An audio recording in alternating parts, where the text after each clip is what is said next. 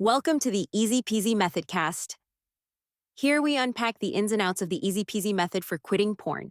This podcast isn't just about getting rid of an addiction, it's about understanding the trap, escaping it, and reclaiming your life as a non user.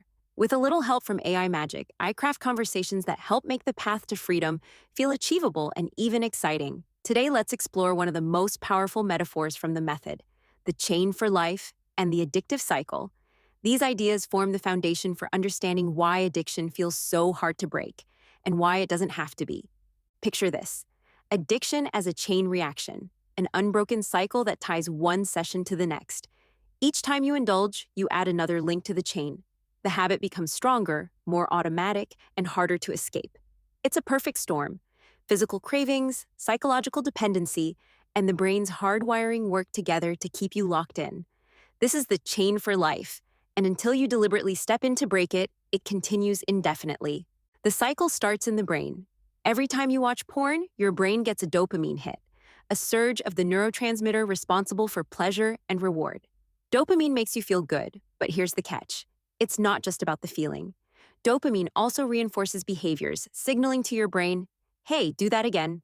Over time, this reinforcement creates deeply ingrained pathways, what the Easy Peasy method calls neural slides. Think of these slides as well-worn grooves in your brain. The more you engage in the addictive behavior, the smoother and faster those slides become, making it incredibly easy to slip back into the habit. This is why addiction can feel automatic, like it's happening to you rather than something you're actively choosing. The brain learns to associate certain triggers, stress, boredom, loneliness, with the dopamine rush of porn. Eventually, it doesn't take much to send you hurtling down the neural slide. These pathways become so efficient that even the faintest nudge, a stressful day, a fleeting thought, can lead to a session. And then there's the role of cravings. When you stop the addictive behavior, dopamine levels drop sharply. This drop creates discomfort, feelings like restlessness, anxiety, or dissatisfaction, that your brain interprets as a problem that needs solving.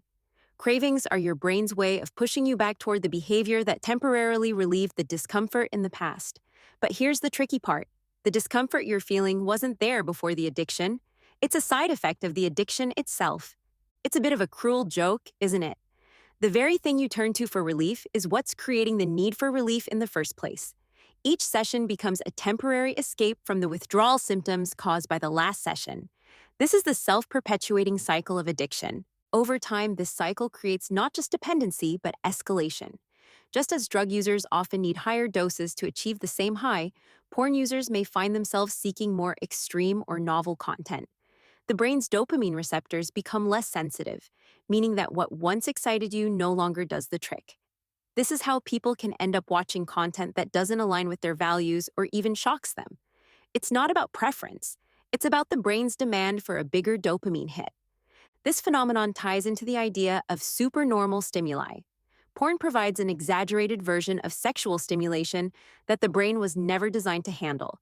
It's like comparing the sound of a live acoustic guitar to a stadium concert with amps turned up to 11. The concert might be thrilling in the moment, but over time, your ears adapt, and you need louder and louder music to get the same thrill. Similarly, porn's heightened stimulation overwhelms the brain's natural reward system, making everyday pleasures, like genuine connection or simple joys, seem dull by comparison. Understanding this cycle is the first step to breaking free. The Easy Peasy method emphasizes that the pleasure you think you're getting from porn isn't real. It's an illusion created by the brainwashing of addiction. The dopamine rush feels good, sure, but it's fleeting. The deeper truth is that porn doesn't solve your problems, it creates them. The stress, boredom, or dissatisfaction you're trying to escape are often amplified by the addiction itself. Breaking the chain for life requires disrupting the cycle at its core. One way to do this is by challenging the belief that porn provides any real benefit. When you start to see it for what it truly is, a trap, you can begin to dismantle its hold on you. Another crucial piece of the puzzle is addressing the neural slides. Remember, those pathways in your brain didn't form overnight, and they won't disappear overnight either. But here's the good news: the brain is incredibly adaptable. Just as it can learn addiction, it can unlearn it. By choosing not to engage in the addictive behavior, you allow those pathways to weaken over time. It's like letting a neglected trail in the woods grow over with grass and weeds. Of course, this process isn't always comfortable. When you stop using porn, you may go through a reboot period. This is similar to detoxing from drugs. It's your brain recalibrating to function without the artificial dopamine boosts it's grown used to.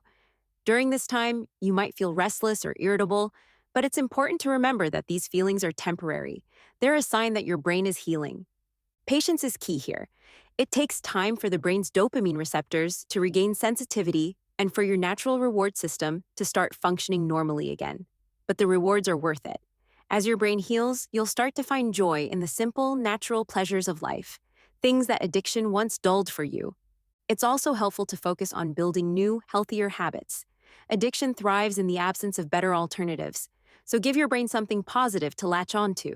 Whether it's exercise, creative projects, or spending quality time with loved ones, these activities can help you form new neural pathways that lead to genuine fulfillment.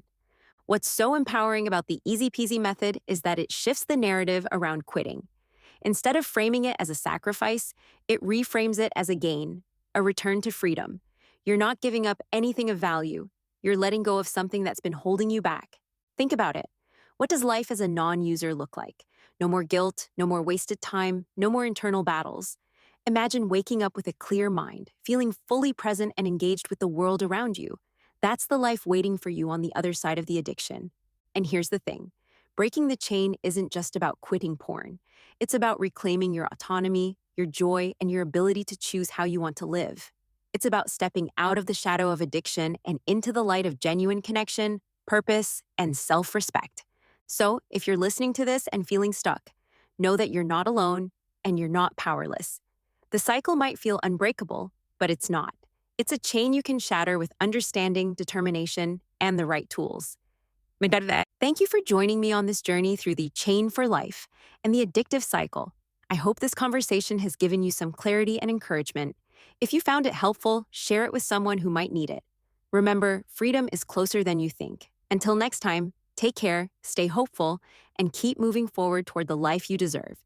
Spread the word, folks. Share this podcast on forums, give the Easy Peasy method a shout out on your socials, and chat about it with your friends. Together, we can help those still caught in the porn trap break free and reclaim their happiness,